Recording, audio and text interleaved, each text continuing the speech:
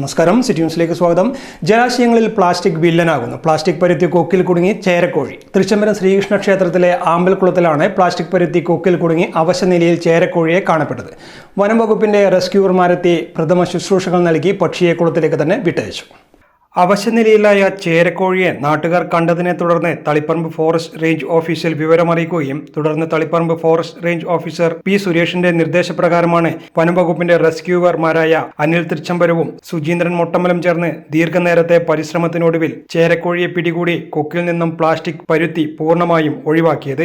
കേരളം ഉൾപ്പെടെയുള്ള പ്രദേശങ്ങളിൽ ജലാശയങ്ങളുടെ തീരപ്രദേശങ്ങളിൽ കണ്ടുവരുന്ന ഒരു ജലപക്ഷിയാണ് ചേരക്കോഴി. ഇവ ജലാശയങ്ങളുടെ തീരങ്ങളിൽ ഉള്ള വൃക്ഷങ്ങളിൽ നീർക്കാക്കകൾ പോലെ ചിറക് നിവർത്തി ഉണക്കാനായി ഇരിക്കുന്നത് കാണാം.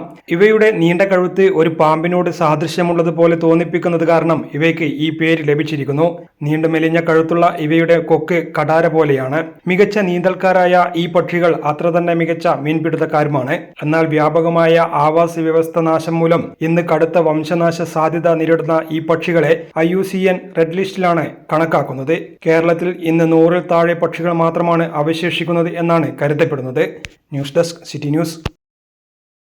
കൂടുതൽ വാർത്തകൾ അറിയാൻ സിറ്റി ചാനൽ വാട്സ്ആപ്പ് ഗ്രൂപ്പിൽ ജോയിൻ ചെയ്യുക. ഒപ്പം യൂട്യൂബ് ചാനൽ സന്ദർശിക്കുക.